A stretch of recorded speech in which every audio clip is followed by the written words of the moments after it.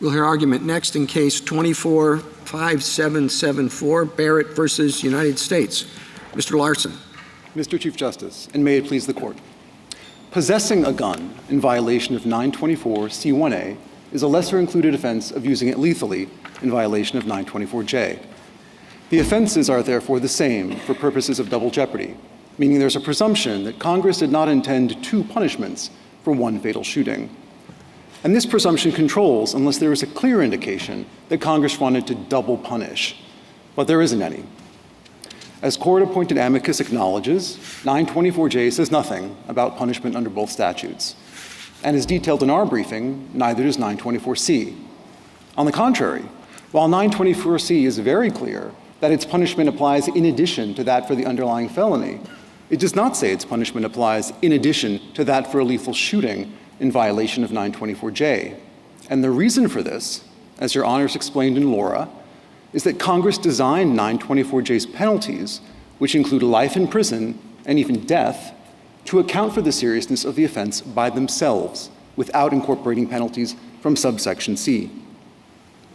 Indeed, as the Court also noted in Laura, when Congress wrote 924J in 1994, it specifically considered but rejected a proposal to impose multiple punishments for a fatal shooting. Only in 2005 did Congress write 924C5 to cumulatively punish fatal gun use, but only where armor-piercing ammunition is used, and that is not this case. In short, Your Honors, and as 924C5 confirms, Congress knows how to order multiple punishments for a lethal shooting when it wants to. It has not done so here. I welcome the Court's questions. So, are you saying that all of 924C1 is a lesser included offense of 924J? So not necessarily, Your Honor. If you're referring to things like machine gun use or use of a silencer, we recognize that question isn't presented here. We addressed it in one of our briefs, the scenario of voluntary manslaughter with a machine gun. And we say maybe those are different crimes. Maybe they're not. What about 924C 1A, 2, and 3? 1A, 2. That's 2 is brandishing, and 3 is discharge. Yes. So the same answer to our situation involving the machine gun. So perhaps this could go either way, Your Honor, in that scenario, which is not, of course, the case here. Strictly speaking, brandishing is a requirement under C, but brandishing may or may not be an element of 924G. This Court, however, explained in the Whalen case, where there was a lesser included offense of rape and a greater included offense of murder, felony murder. The Court said, well, strictly speaking, rape is not an element of felony murder, but it is one way you can commit felony murder. And in this case, the Court said in Whalen, that is the lesser included offense. So it may be, Your Honor, that in a case where brandishing is shown, discharge is shown, use of a machine gun or silencer is shown, and a jury convicts on J, they will necessarily find that's the lesser included. Of course, that's not the posture here. We have simple possession, which is always a lesser included offense of lethal use. Your whole point was that Congress didn't speak clearly enough here, but C1D2, as you know, because amicus emphasizes it, I don't know how that could be clearer. No term of imprisonment imposed on a person under this subsection shall run concurrently with any other term of imprisonment imposed on the person. That's very clear, and it starts with notwithstanding any other provision of law in D. Notwithstanding any other provision of law, no term of imprisonment imposed shall run concurrently. Indeed, Your Honor. So the operative language to activate this section is that a term of imprisonment has to be imposed under this subsection. That is the question here. May a term of imprisonment be imposed under C if someone is punished under J for the same offense? That's the question here. And as to that question, C1D2 is silent. It doesn't address it. And as the Court has explained, silence cannot be a clear indication to double punish. And what would be necessary, do you think, to make that clear? What would be necessary would be something like what appears elsewhere in the statute. We have two examples in 924C of where Congress has ordered multiple punishments. One, it said if you possess a gun, you get a punishment for that in addition to the underlying crime of violence. It's also in C5 said if you use a gun loaded with armor-piercing ammunition to kill, you're getting a lot of punishments. C5 came in much later. I mean, this was in 71, right? 924 C1D2 came in. Yes, and even when it came in, Your Honor, in Simpson and Busick, this language was in the statute. And this court said in Simpson and Busick that this language, requiring a minimum, requiring it to be consecutive, was not sufficient to constitute a clear indication. That's why Congress had to amend the statute to make it crystal clear that it wanted to double punish both possession. You want it to be in both 924J and in 924C, the provision that it can't be concurrent. No, Your Honor. There is no provision in either of these statutes addressing this scenario here. And is that because you are distinguishing two convictions versus two punishments? In other words, it seems to me that this provision that Justice Kavanaugh is pointing to is about whether you can run the sentences that have been validly determined relative to two separate convictions, whether you can run those or have to run those concurrently. But your question is, can we have two separate convictions under these circumstances? Precisely, Your Honor. Right. So that's why this doesn't have anything to do with that. Precisely, The question that's at issue with this, under double jeopardy, it's can we have two separate convictions for the same offense, for the same conduct, not whether the sentences that flow from those two separate convictions can be run concurrently or Well, I thought we talked, consecutively or whatever. sorry. Yeah. Well, I thought we talked about that in oral argument in Laura. We foresaw, I think, exactly what was going to happen at the oral argument in Laura about this. Well, Justice Jackson, you're absolutely right. We don't get to sentencing unless there's a valid constitutional conviction imposed. That is the question in this case. Can someone be convicted under C1 and also J for the same crime? And nothing. So can you explain, and I think maybe this would address Justice Kavanaugh, he'll correct me if it doesn't help. What is it in 924C that permits the two convictions to run consecutively? So I think you're saying an intent to allow for dual convictions is what you need to have Congress show, and not speaking only to the length or timing of a sentence, correct? You need more than length or timing. So what is it in 924C that permits a dual conviction? Right. The dual conviction in 924C1A is for gun possession and the underlying crime of violence or drug trafficking offense. Okay. And Congress is very clear you can stack those punishments. And if you do, in fact, impose a sentence under C in that scenario, that sentence will have to run consecutive to the underlying offense. That is not this case, Your Honor. All right. But if it's dual convictions, generally, you have a drug offense for carrying a firearm. You get a sentence for that. You have to run this consecutively. What is it in the statute that you say makes it clear that it's speaking not just about punishment, but about conviction as well? Well, when it talks about punishment, conviction, sentence, these words in the case law are kind of used interchangeably. The idea under the double jeopardy clause is that you can't be punished twice for the same offense.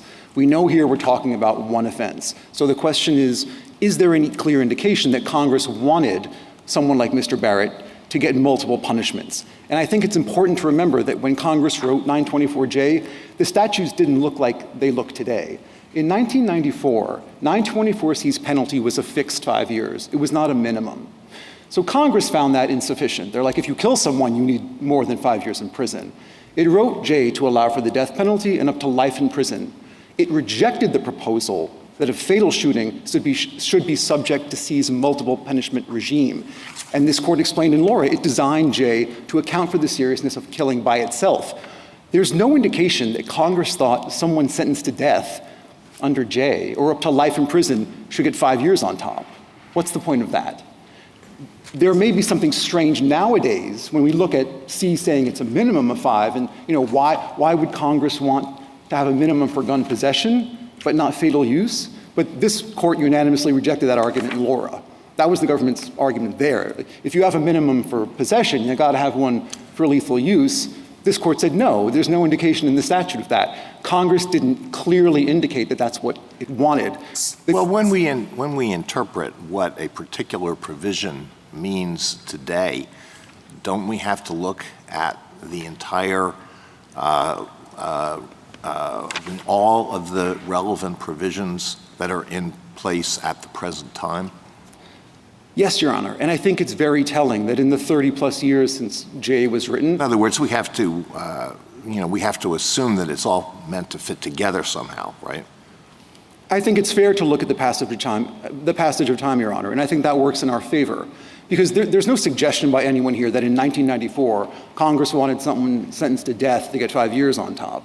It may seem odd now that 5 is a floor rather than a fixed term, but Congress has had 31 years, Your Honor, to address this problem if it is a problem. Congress has decided it's not a problem. And why? Because J is enough on its own to punish someone who lethally uses a gun. Do you think that a clear congressional desire to provide multiple punishments for a greater and lesser included offense can be inferred from the penalty scheme? Well, I think. Can it ever be inferred from the penalty scheme? So the penalty, Your Honor says the penalty scheme. So every statute has a penalty. Suppose that the the maximum penalty for the greater offense, in the sense that it includes more elements, is 1 year, but the maximum penalty for the lesser included offense, in that it has fewer elements, is 2 years. Do you think it would be that a clear congressional desire to have multiple punishments in that situation could be inferred?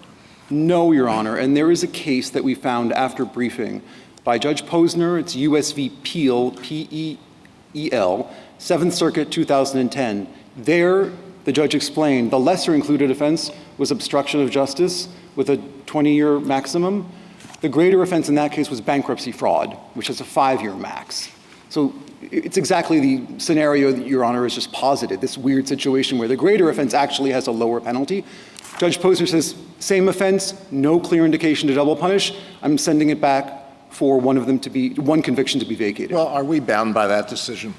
No, but I think it's a good example. Why does it make sense? I think it makes sense. Why does it make sense?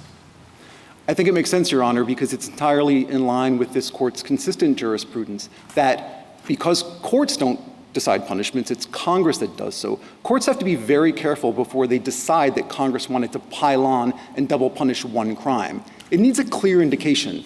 And the fact that 2 different statutes may require punishment, may require even minimum punishments, or even have clauses saying, notwithstanding any other provision of law, don't suspend the sentence. I'm describing now the scenarios in Rutledge.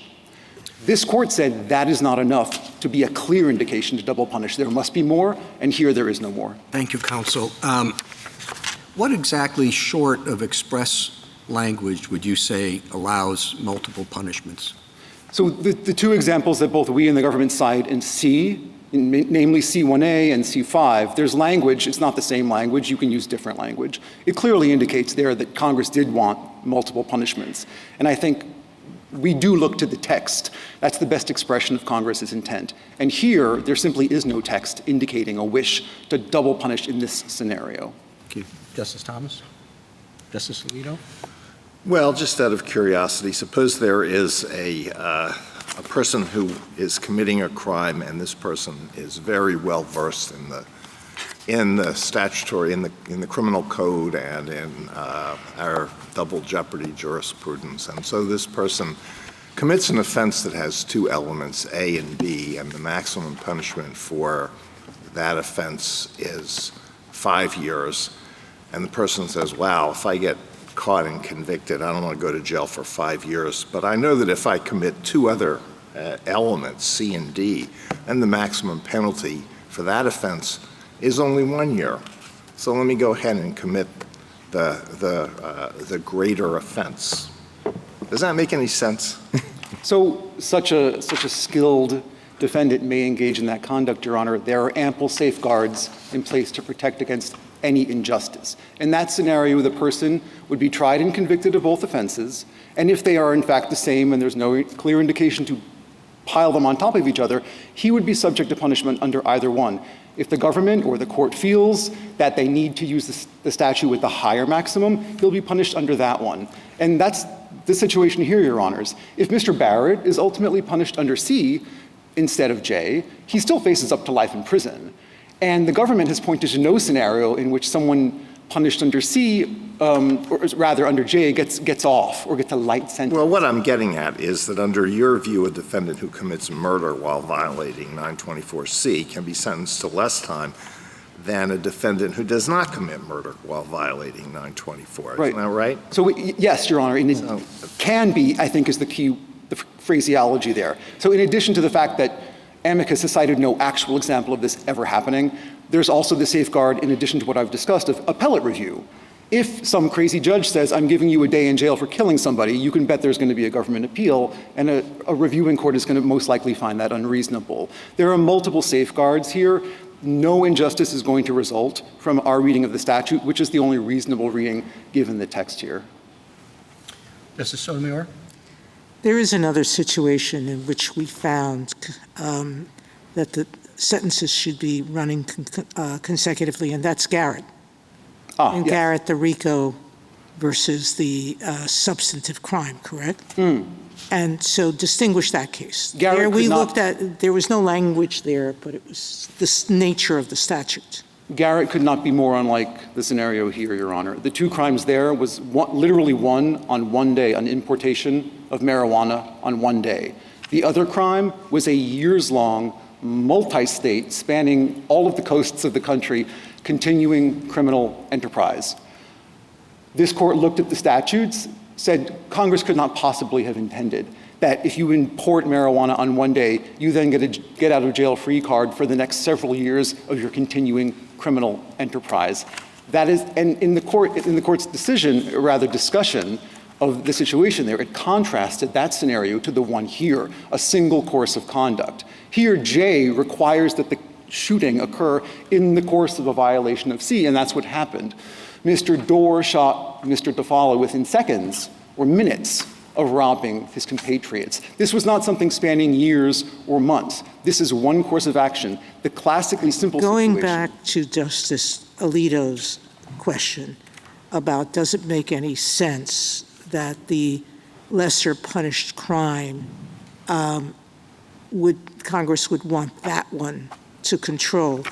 That wasn't the case when the statute was passed, correct? Absolutely right. So we have to discern intent at the time the statute was passed, correct? Yes, I do think it's fair, as Justice Alito indicated, to look at what's happened since then. But looking at that only helps our position, because Congress has had over 30 years to change this scenario if it felt like something unjust. And they did it in one situation. That's right, for armor-piercing ammunition, not the Exactly. case here. Correct. Justice Kagan? Justice Gorsuch? I got a question from a totally different direction, Mr. Larson. So everybody's litigated on the premise that Congress can double punish for greater and lesser included offenses if it speaks clearly, but it must speak clearly. Where does that presumption come from? It comes from a couple of places. Your Honors talked about this in the Whalen decision. Number one, separation of powers. Courts don't write laws punishing criminal conduct. They don't set the penalties. Congress does that. That function by the Constitution is committed to Congress. So courts are very Well, we normally careful. interpret statutes without a thumb on the scale. You ask us, everybody asks us to put a thumb on the scale. Where does that thumb come from? Yes, the presumption, right, because we're afraid of violating the separation of powers, and we're also afraid. Is that lenity? Are you just afraid to utter the word? I'm a great fan of lenity. And I believe Your Honor is too. Maybe not everyone in the room is a fan of lenity, but I am. But putting lenity to the It side. has to come from somewhere. Yes, it comes from the historical practice that historically speaking, legislatures don't double punish one crime, right? And also, constitutionally, it's the legislature that decides on the punishment, not a court. So a court, before it veers out of its lane and says, you have to double punish this person, there better be something very clear from Congress indicating that that's allowed. Because as the court said in Whelan, if we get this wrong, we violate not only the separation of powers principle, but we also trench especially harshly on the individual freedom aspects that are protected by the double jeopardy clause. And this court has sometimes said the presumption, but in other cases it said there is no double jeopardy prohibits two punishments for one offense, and that includes greater and lesser. I'm thinking of Pierce, I'm thinking of Shiro. How do we reconcile, like Hunter on the one hand and those cases on the other? Well, Hunter was just Missouri's version of 924C. You know, if you commit a crime with a gun, you get a punishment for the gun in addition to the punishment for the underlying crime. Nothing in Hunter speaks to the situation here. Well, I'm wondering, Hunter was issued during the Grady era when we treated Blockberger as a tool of statutory interpretation, and therefore kind of a presumption, if you will. But Dixon overruled Grady, right? And so I wonder, you know, is Hunter still good law, or is it Shiro and Pierce? And let me add on to that. You know, the possibility of punishment, dual punishments for greater and lesser included offenses really wasn't possible for much of our history because you didn't have joinder of criminal offenses. And so necessarily, once you try one, you're done. You know, you try the greater and you're done. And there is no opportunity for double punishment. So I'm just wondering what you make of all of that. Well, historically speaking also, Your Honor, most felonies resulted in losing Death. life. Yes. So this question wasn't, you know, as present as it is nowadays.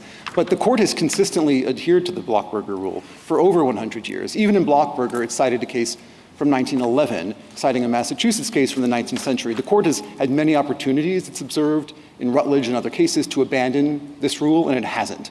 And if it's just a presumption, we acknowledge that. The presumption can be overcome, but that's what's missing here, Your Honor. And I'm wondering, why can the presumption be overcome? Because the court has decided that despite the double jeopardy, which the clause say, that's you can't precisely be right. punished twice for one offense. We have one offense here. And that's the funny thing that I also, you know, discovered in this case, Your Honor. Despite those plain words of the double jeopardy clause, the court has consistently understood that to be a check on courts and not on the legislature, because punishments Thank you, Mr. Larson. can be whatever a Congress says they are. Justice Kavanaugh? Well, the Second Circuit here, I mean, I feel unfortunate position they're in because they're trying to interpret Laura, right? So you talk about 31 years, they're interpreting Laura, and they say after Laura, where we said that Congress specifically chose to locate 924J outside 924C.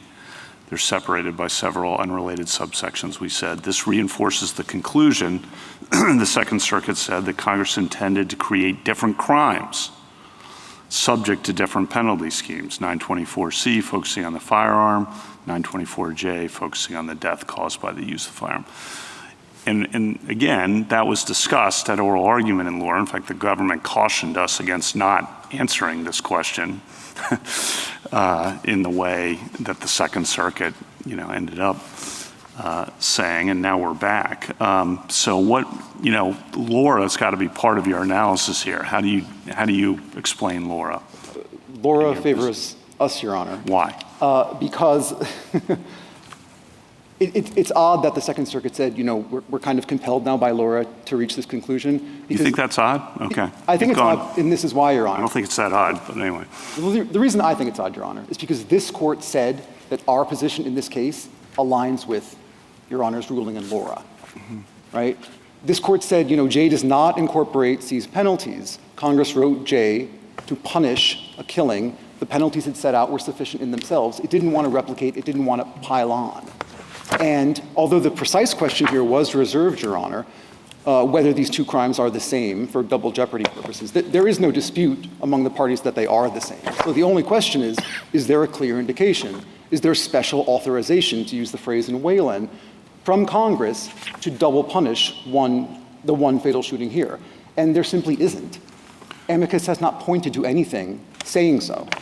Well, I think they've pointed to in 1994 when Congress comes in with J, they already know that 924C D12 D2, sorry, C1 D2 already says that any new punishment will be consecutive.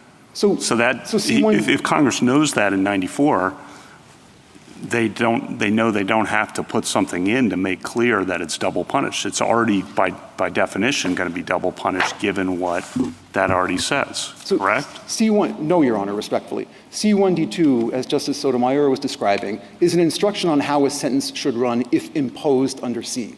That's the question here. If we assume— You said the question was an intent by Congress to double punish. That's correct. So did Congress want a sentence to be imposed under C along with one under J for one crime? That's the question, to which C1D2 says nothing. And finally, Your Honor, if we presuppose C1D2 applies here, we presuppose the answer to the question. The Second Circuit also noted that the district judge said he was going to do a 50-year sentence regardless here. That the Second Circuit can deal with that, I suppose, even if you prevail. Yes, and just to be clear, Laura came up while we were litigating Barrett in the court below, so we filed supplemental briefing based on Laura, and the district judge rejected our argument given circuit law at the time, but he specifically told Mr. Barrett, if I'm wrong, you'll be back here for a new sentence. Right, and that's why the Second Circuit didn't find it harmless. Right. So we don't know what the judge will do on remand. We don't. Yeah, thank you. Justice Barrett? Justice Jackson? So can I just follow up on the Laura clarification here? I guess Justice Kavanaugh makes a point about the Second Circuit believing that Laura compelled its view. But I guess as I understand your argument, you are saying that Laura signaled that Congress intended J's punishment to supplant C, not supplement C. That the fact that there was a separate punishment scheme in J, but the elements were the same because they were overlapping, meant that where the J scenario occurred with the additional element, Congress meant for it to be the punishment scheme that you used in that scenario. One punishment for one crime, Your Honor, yes. The fact that there are different statutes here, Yes. C versus J, that was a feature of all of Your Honor's cases. That was the situation in Wayland, that was the situation in Rutledge. They were different statutes, they had different penalties, didn't matter. They were the same offense for double jeopardy purposes, and because there wasn't a clear indication to double punish, this court said no double punishment.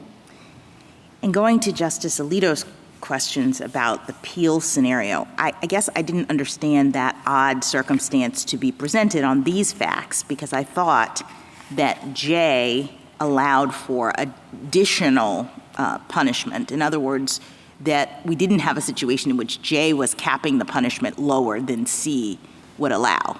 Is that right? That is correct. The only difference is, in this particular case, under C, the minimum is 5 years. No one thinks Mr. Barrett is getting 5 years. Right, but and that's because the minimum is not really at issue in a case like this when you're talking about death. I mean, what we care about is the maximum in a situation in which the harms and the offense is so egregious, correct? That's right, Your Honor. And justice can be done under either one of the statutes here. The simple point is that convictions cannot be entered under both statutes. Right, and doesn't it have to be done? I mean, aren't sentencing judges also bound by other statutory provisions that require them to provide sentences that are sufficient but not greater than necessary, that avoid unwarranted sentencing disparities? So it's not even realistic, I think, given the sentencing judge's other obligations, that you would be in a situation in which a sentencing judge would sentence someone who had used a gun to a fatal result less than someone who had just used a gun, correct? I agree, Your Honor, and that's why amicus has cited not even one example of that ever happening. Thank you. Thank you, counsel.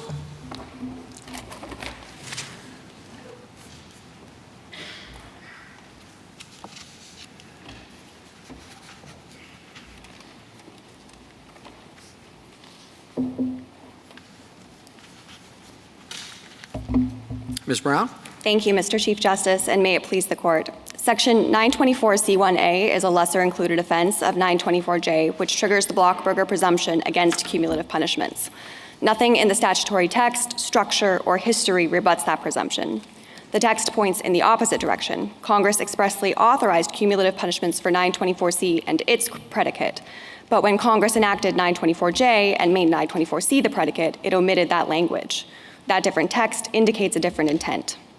The Court of Appeals focused on 924C's mandatory minimum and consecutive sentencing provisions, but those provisions address the proper sentence after conviction, not whether a defendant can be convicted under 924C and another provision. Amicus also relies on structural arguments that 924C and J involve different harms, subsections, and penalties. But 924C's predicate offenses share those features, yet Congress specifically authorized cumulative punishments there. And Congress's history with 924C confirms that it understood the clarity this court has required to authorize cumulative punishments. Because there's no clear indication Congress did so here, the Blockberger presumption controls. I welcome the court's questions. Are you approaching the point where you're going to require a clear statement rule?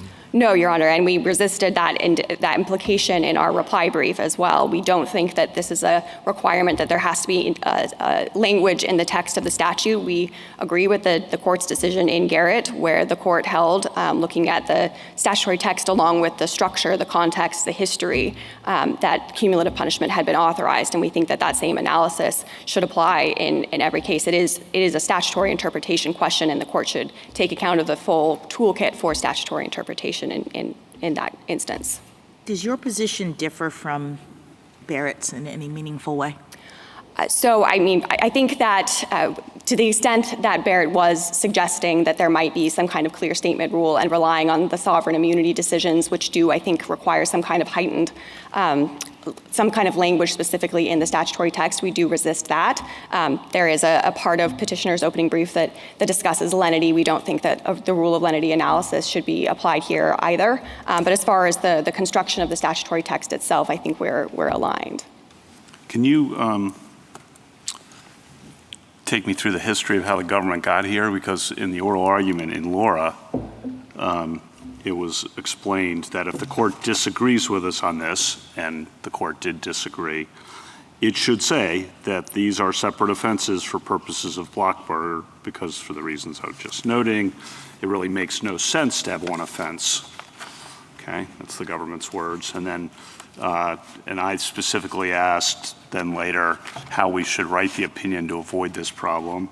And the government lawyer very succinctly and clearly said the court should also make clear that because of the intertwined relationship to the two questions, these are separate offenses for Blockberger. Now, that was ultimately left open. The Second Circuit, I think reasonably, debatably, but reasonably read Laura as supporting what the government was saying we should have made clear. So what happened then? So our argument in Laura was essentially that the statutory construction question that the court was facing there, whether 924G incorporates all of 924C, including its penalties, we thought that that was intertwined with the double jeopardy question, and that those two questions should rise and fall together. And we also thought that one reason that our interpretation was the better one was that otherwise you would have these implausible results where a 924J offense could be punished, it could receive a lower punishment than 924C. And I think that the court in Laura rejected two of those points. It rejected the idea that the statutory analysis in Laura rises and falls with the double jeopardy question. The court expressly said that its analysis there was consistent with, or could be consistent with, the government's longstanding double jeopardy position. And then the court in Laura went on to explain that it didn't find the possibility of 924J having the ability to be sentenced at a lower punishment than 924C implausible, because instead of applying these mandatory minimums or this consecutive sentence mandate, Congress in 924J chose a different approach to sentencing. And that approach is the kind of standard approach that Congress uses for murder and manslaughter offenses, where instead of constraining judicial discretion through the use of minimums or consecutive sentence mandates, Congress goes in a different direction. It authorizes sentences up to the death penalty for murder, any term of years, life imprisonment, and the same penalties in Section 1112 that apply to manslaughter offenses in other places as well. And the court expressly said in Laura as well that it viewed there to be indications from the statutory text that Congress intended for 924J to take account of the seriousness of the offense without incorporating the penalties from subsection C. So because of that, I think we decided after looking through and analyzing the decision in Laura that our interpretation for double jeopardy purposes was still the better interpretation of the statute, because I think the court had rejected the kind of premises that we had built into the analysis earlier. Okay, that's helpful. In overcoming the presumption, though, can you look at, and this is Justice Alito's question from before, whether Congress has specified that they should not be concurrent? So I think that could be some kind of indication in certain circumstances, sure. If they were it said in both provisions that they're consecutive sentences. So I do think that a consecutive sentence provision is, as my friend said, an indication of how the offense should be sentenced, and not necessarily an authorization for the punishment in the first instance. I think the best way to see the distinction between those two is to compare the language in 924C1A that does authorize cumulative punishments with the 924C1D2 language. And so the language that we think is the authorizing language is on page 1A of our appendix. And it's that it says that the punishment should be in addition to the punishment provided for such crime of violence or drug trafficking crime. That's good enough. That's the authorization language that we see here. That is certainly good enough. That's similar language to what Congress used in C5. In fact, it was broader in C5 and said that punishment should be in addition. If that's good enough, couldn't Congress, and I'm sorry to prolong this, but if that's good enough, couldn't Congress in 94, when they're putting J in, think, well, we don't have to put in an addition because it already makes clear in 924 C1D2 that no term shall run concurrently. So I mean, that just seems as a matter of English language. Those two things seem to me the same. And if you've conceded that the first, in addition to, would make it multiple offenses, I'm in Congress in 94, yeah, they could have gone through the exercise, but I think, you know, they read C1D2. It's like, yeah, of course, no term of imprisonment, notwithstanding any other provision of law. So again, I think that C1D2 is focused on the different question, and that's the question of when you have a sentence, how is it structured with other sentences? But you've already conceded I don't want to use, but in addition language, punishment in addition would be good enough. The punishment in addition would be good enough if it were specific to the offenses at issue here. But in C1A, it's only authorizing cumulative punishment for the C1A offense and its predicate. Is that because you're reading punishment to mean conviction? Punishment, we think, does include both the conviction and the sentence, and that's consistent with what this court held in Ball.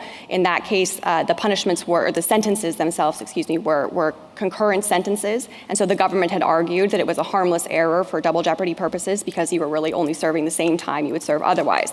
The court in Ball said that that is incorrect for purposes of double jeopardy. The conviction is part of the punishment, and that is okay, but we don't have the word punishment in the D subsection, right? That's correct. In the D subsection, we're talking about the sentence. No term of imprisonment shall be imposed to run concurrently, and you only get to the sentence after you have the punishment / conviction. Correct. And so that's why we see the authorizing language in C1A as doing the work of authorizing cumulative punishments in the specific instance in which the offense is the C1A offense and its predicate offense. And if that, and you're saying we would have needed that kind of language in the J scenario in order to arrive at the same. Yes, that's correct. And if you thought that the C1D2 language were sufficient to authorize cumulative punishments on its own, then that would mean that the language I was just pointing you to in C1A would be superfluous. And that's a superfluity that would have existed at the time Congress was enacting the statute. But I mean, superfluity is usually defeated by notwithstanding any other provision of law. But I understand your argument on that, and I understand Justice Jackson's point. I think the Second Circuit was quite reasonable in what it did in the wake of Laura. Let me ask you another question. Does this matter from the government's perspective in terms of sentences that will actually be imposed in the real world in cases of this nature? So I think likely not in practice. That's why I assume you're where you are. The government is going to have the ability to dismiss convictions or to dismiss the guilty verdicts that it gets on certain counts before sentencing happens. And so it can have the ability to choose, I think, which of the counts the sentence is imposed under. And that might take into account the sentencing exposure that we think is going to occur under either J or C, and we can choose which one we think is the more appropriate under the circumstances. Do you think that there are cumulative punishments authorized for both J and the predicate offense? We don't, no, because there's no language in 924J that authorizes those cumulative punishments for the predicate offense of C or C's own predicate. It's like I really meant all. like C's own predicate. Correct, yes. So you think your position is consistent all the way through. We're going to make you have language, and because there's no language for the original predicate offense, let's say a robbery or something, that cumulative punishment is not authorized. We think that that is the necessary implication of the language in the text of the statute here. If Congress had put J into subsection C, then of course that language authorizing punishment in addition to the cumulative offense would apply to that part of the subsection as well. But because it put it in its own subsection, that introductory language just doesn't apply. And it is also a lesser included offense. So the same analysis that you have here would apply there as well. Okay. I did want to address just a couple of the kind of results-based or anomalies that amicus has suggested might occur under our interpretation, and especially with respect to Justice Thomas's earlier question about the machine gun hypothetical. We believe that under that hypothetical, these would be two separate offenses for purposes of Blockberger, because then both would have an element that the other would not, and Congress can indicate an intent to authorize cumulative punishments by adding elements to the two offenses that would authorize that would make them separate offenses for purposes of Blockberger. So we don't think that the analysis here would apply in the same way to 924C1B offenses in that same way. Thank you, Counsel. Justice Thomas, Justice Alito, Justice Henry, Justice Kagan, Justice Gorsuch. You know exactly what I'm going to ask you. The government acknowledges that there's a presumption that we're not doing our normal statutory interpretation here. There's a presumption against two punishments for one double jeopardy offense. Where does that come from? I think it is largely a factor of the courts presuming that Congress generally doesn't intend to authorize cumulative punishments for the same offense under Blockberger. Why do we presume? That's just repeating the words back to me. Why? Why do we presume that? I think originally there were some early cases that did suggest that under the double jeopardy clause applied to cumulative punishments as well, and so there was this form of constitutional avoidance. In later cases, the court made very clear that the constitutional analysis and the statutory analysis collapse into one another. As long as Congress has in fact authorized it, then that's fine, and we think that that's sufficient. All right, let me stop you there and just say I think you've got two possible answers.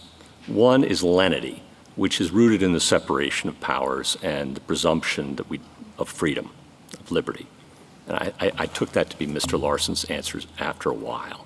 The other answer is it might come from the double jeopardy clause itself, which after all says you cannot be punished twice for the same offense, in which case it's not a presumption, it's the law. Now, I know we said it's a presumption in Hunter, but Hunter was back when we were treating Blockberger not as authoritative under the double jeopardy clause, but as a tool of statutory interpretation. We've rejected that sense in Dixon. We overruled Grady. And since then, we've said in Shiro and Pierce, you can't have two punishments for one crime, two sets of punishments. Now, of course, a punishment might include a term of imprisonment and supervised, yada, yada. But you can't have two sets of punishments for one crime. So we've spoken out of both sides of our mouth on this. Would you object to a footnote at least acknowledging we've spoken out of both sides of our mouth on this and applying the presumption anyway?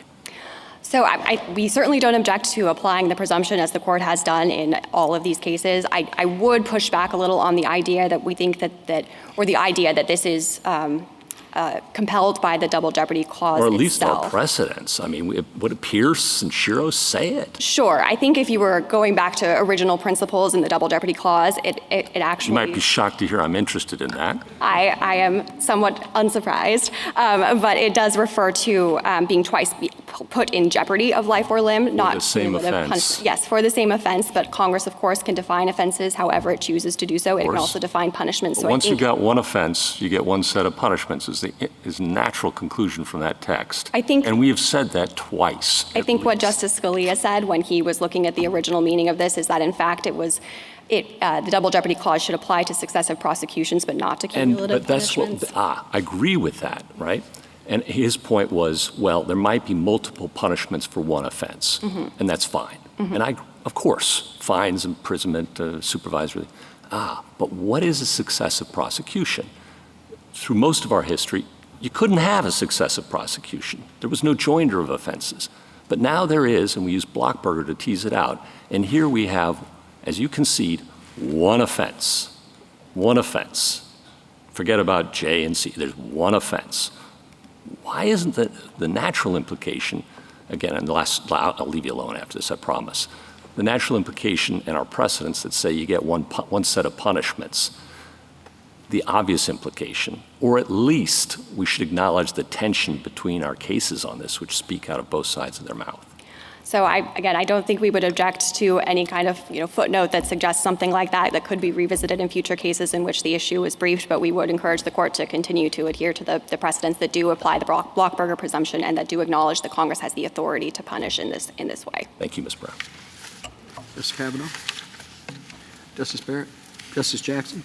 Thank you. Thank you, counsel. Mr. McLeod? Thank you, Mr. Chief Justice, and may it please the court. Petitioner and his crew used guns to rob Gamar Defala. That robbery violated Section 924C. When Mr. Defala resisted, one of those guns was used to murder him. That murder violated Section 924J. The Second Circuit correctly held that Congress intended petitioners' separate violations to be punished separately, subject to the sentencing schemes of both statutes, not one or the other. Text, structure, and history support that conclusion. Petitioner and the government disagree. They say that if Congress wanted to authorize cumulative punishment, Blockberger required it to speak more clearly. But this court has already rejected attempts to convert Blockberger from a rule of thumb into a conclusive presumption. Precedent also shows that there's no one-size-fits-all approach Congress must follow in this area. Sometimes it's true that Congress says punishment under one statute is in addition to punishment under another statute. But other times, like in Garrett, Congress makes its intent clear through statutory structure and purpose, creating separate offenses targeting separate evils. Here, Section 924C's consecutive sentence mandate makes clear that Congress wanted that provision to impose additional punishment on top of the punishment a defendant received for any other offense. And after Laura, Sections 924C and 924J are undoubtedly different offenses. On top of that, this court typically assumes that Congress acts rationally. But petitioners and the government's interpretation means that the way to avoid Section 924C's otherwise unavoidable mandatory penalties is to kill someone. Congress did not intend that irrational result, and the Constitution doesn't require it. This court should interpret Section 924C and 924J to complement each other, not to conflict, and affirm the judgment below. I welcome the court's questions. Wouldn't you have an easier argument for 924C 1A, 2, and 3 than you would for 1? I think that's right. I heard my friends on the other side concede that they now view those as establishing different offenses that would not be subject to the double jeopardy bar. I think that with respect to the statutory text, the argument is fairly similar. It is true that there is use of the in addition to language in C1, but as we pointed out in our brief, this is not a magic words requirement. I heard petitioners' counsel suggest that Congress had made it crystal clear in C1A by using the words in addition to, but the standard is not whether Congress was crystal clear, it's whether it was clear, and I think it is clear from the structure and from the purpose and the history of these provisions that Congress viewed C as imposing additional mandatory punishment on top of any other punishment that a defendant received for a relevant offense. Isn't the question here, whether the defendant can receive additional punishment under J? I mean, fine, C might have been intended to be stacked C, but I thought the issue before us today is whether you can punish under J given the Blockberger test and the relationship between C and J. So, Justice Jackson, I have three responses to that question. The first is when the court has looked at this double jeopardy question in the past, it is not typically asked whether there was an authorization for a cumulative conviction. So in a case like Whalen, which is a very good case for petitioner, the court asked whether there was an authorization for a cumulative sentence. And that's exactly the same way that petitioner phrased the question presented in his petition. He said, can he get 2 sentences for his 2 convictions? Isn't that just sort of, language differences? I mean, there is a fundamental understanding that the double jeopardy clause is about the punishments. The United States says, punishment, I say conviction, versus the sentence. Well, I think that the sentence is a form of punishment. It is, in fact, probably the most critical form of punishment. I understand, but you're not raising a double jeopardy problem when you say that my sentence has been run concurrently or consecutively. You're talking about something different than the core constitutional mandate that you cannot be punished / convicted for the same offense. And I think the core mandate goes to the question of whether there is an authorization for punishment. I think D2 is such an authorization because it speaks to the sentence. I think that petitioner's argument on D2 is just another variation in his magic words requirement. He is saying that not only must Congress say punishment is in addition to, but that it must say a conviction is in addition to. And I don't see any basis for that requirement in this court's precedent. The last thing I would say on this point. Well, you said you had 3 responses. I wanted to make sure you got them all out. The third response is, even if you think that C1D2 is not dispositive on this question, it is certainly a relevant piece of data about Congress's intent. It shows that, at least with respect to a large subset of the C offenders, Congress thought that there would be additional unavoidable punishment. And there's no reason to think that Congress— Additional unavoidable punishment relative to the predicate offense in C. No, Your Honor. In fact, Congress amended D2 to specifically say that it refers to any other offense, not just the predicate, in response to this court's decision in Simpson and Busick. So Congress was— Any other offense, and the question here is whether this is the same offense. And I think that's the relevance of Laura, Your Honor, because Laura shows Congress intended these provisions not simply to create a supercharged version of C, but instead for J to stand on its own, to be a distinct offense that's subject to its own distinct penalty scheme. And so the best way, I think, to reconcile what Congress was trying to do is, as Justice Kavanaugh referenced earlier, Congress, when it enacted J, understood that it already had the consecutive sentence mandate on the books. It had enforced that multiple times and, in fact, reinforced it when this court improperly narrowed C in Simpson and Busick. And so from Congress's perspective, I think it would have been clear that anyone who receives the J conviction would get the J penalties and the unavoidable C penalties. There are really 2 possibilities on the table here. One is Congress enacted J, but it intended for C to do most of the work. I think that's what I heard my friend Ms. Brown suggest is going to be the government's approach when these anomalies arise. It will just focus on C. But that raises the question of why would Congress go to the trouble to enact J at all? Because it was trying to bring the death penalty into play. And I think, Justice Jackson, that answer would be plausible if all Congress had done was create J1. But of course, Congress didn't stop at J1. It enacted the manslaughter provisions in J2. And with respect to J2, the anomalies are truly anomalous. I understand, but Ms. Brown says that there was already a pre-existing set of punishments and circumstances for murder and manslaughter, and Congress, I would think, could be rationally understood to be trying to import those in a situation in which a person had committed the crime, and the crime is the C set of elements, and murder or manslaughter resulted. I actually agree with that explanation. I think what Congress— Then why would you get two convictions under those circumstances? Because Congress created that J offense, the separate offense, in a way that is independent of C. That just begs the question. I'm suggesting it's not a separate offense. I'm saying what Congress was doing with J is just making available the penalties that exist when, with respect to the one offense, a murder or manslaughter happens, a death occurs. So then, Justice Jackson, I think I go back to the anomalies that I raised with respect to J2, which is you have a scenario where the maximum that is authorized under J2 for the manslaughter is 15 years or 8 years, whereas the minimum that would be required under C would be 5 years currently, but it could be much higher than that. And then, of course, with respect to the other C offenses, the machine gun, et cetera, you would have a much more significant anomaly. Now, I have heard petitioner and the government both to concede that those are separate offenses, so I take the point that that anomaly is not quite as powerful. But I think that ultimately it shows that Congress wanted these offenses to punish the full gravity of the harm committed by someone who carries a gun during a violent crime and then uses that gun to commit a killing. And I want to be clear, the consequence of this position is not that every single defendant will receive cumulative punishment. I agree that it is ultimately up to the sentencing court to decide what the appropriate punishment is. And there may be cases where a cumulative sentence is not appropriate. The question is, did Congress and the Constitution bar district courts from determining that in some circumstances cumulative punishment was warranted? And I think based on the text, structure, and history, for all the reasons we've said, there is no evidence that Congress wanted that bar. What do you say to the government's point that this really isn't going to prevent them or prevent a district judge who wants to sentence heavily from sentencing heavily in cases, and there's a killing, so presumably it's going to be sentenced heavily, one would usually suspect? I think that that is right as a factual matter.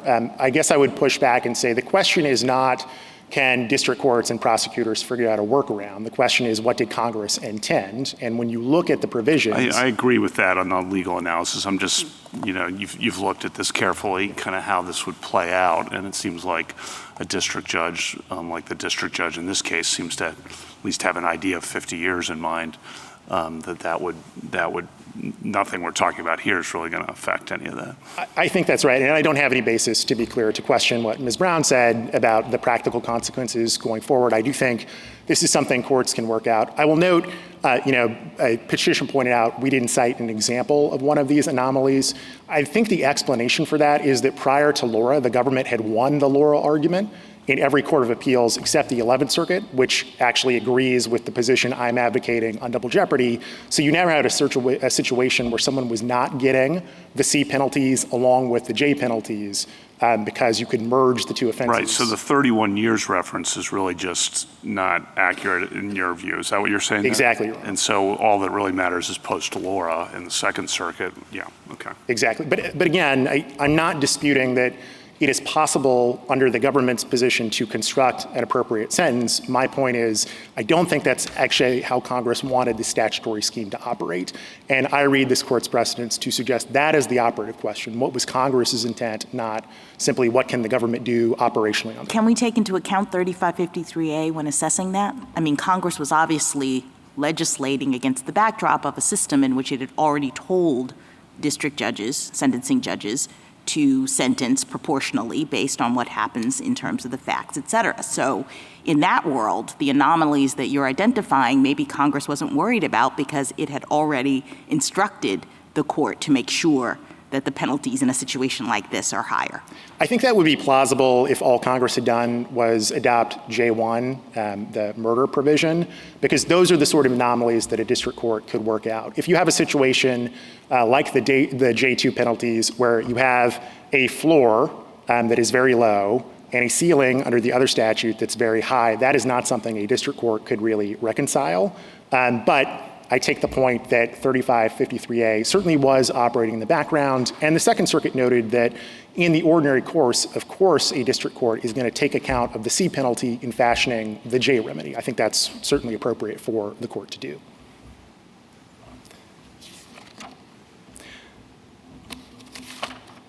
I'd like to turn just briefly to the precedent and the question of the status of Blockberger.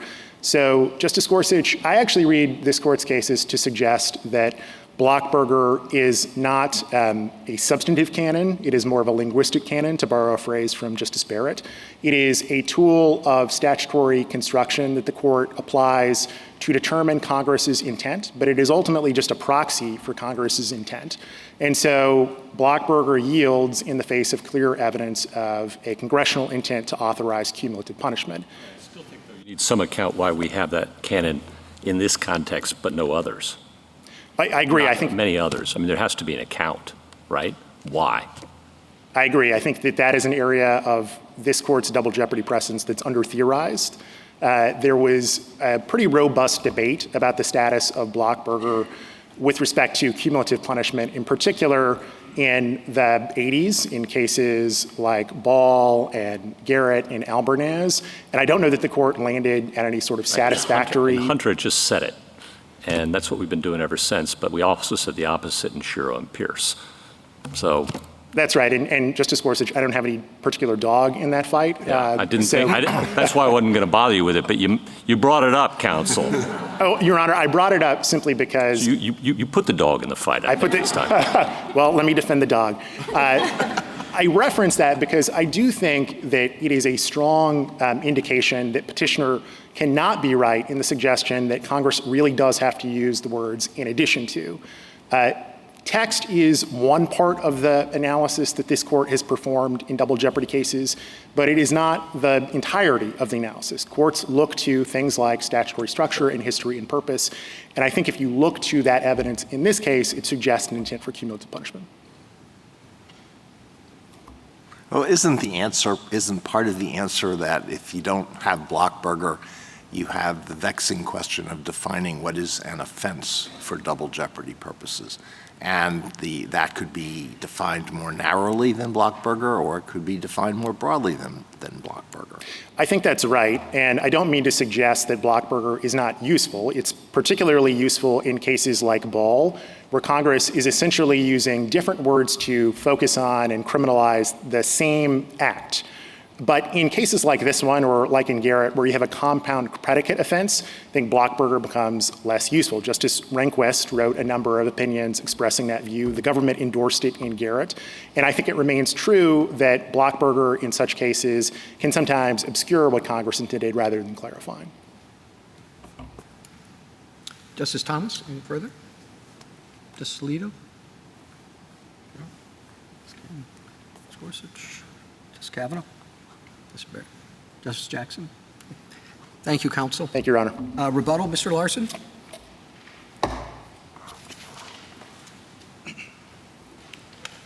Thank you, Mr. Chief Justice. Just a couple of points to clarify. Rutledge and Ball make very clear you cannot impose two convictions if we have a double jeopardy problem here. It's not just about the sentence. And if you can't impose two convictions, then we don't get to C1D2 about how a sentence under C should run. That's a procedural instruction, not a substantive authorization to twice punish one crime. I did want to address Justice Kavanaugh's point about notwithstanding. This language was in the statute in Rutledge. The drug statute in Rutledge said, 841, notwithstanding any other provision of law, the court shall not suspend this sentence. Likewise, in the CCE statute, the sentence shall not be suspended. Each of those statutes said you cannot avoid a sentence.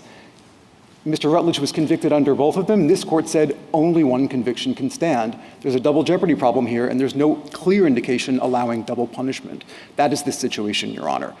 This court has traditionally recognized that different statutes with different penalties, even minimum penalties, even ones that can't be avoided or suspended, language like this does not speak to the question here. The question is whether Congress has clearly authorized twice punishing one crime. It hasn't done so. Amicus has pointed to no text in these statutes saying so. He's pointed to no history saying so. In fact, Congress specifically rejected the proposal to double punish a lethal shooting when it wrote 924J. As this court explained in Laura, Congress decided if you're going to get sentenced to death or up to life in prison under J, we don't need to put the 5 years on top. There's no point in that. Congress has not authorized two punishments for the one crime here, Your Honors. This court should reverse the judgment below. Thank you, counsel. Mr. McLeod, this court appointed you to brief and argue this case as an amicus curiae in support of the judgment below. You have ably discharged that responsibility, for which we are grateful. The case is submitted. The Honorable Court is now adjourned until tomorrow at 10 o'clock.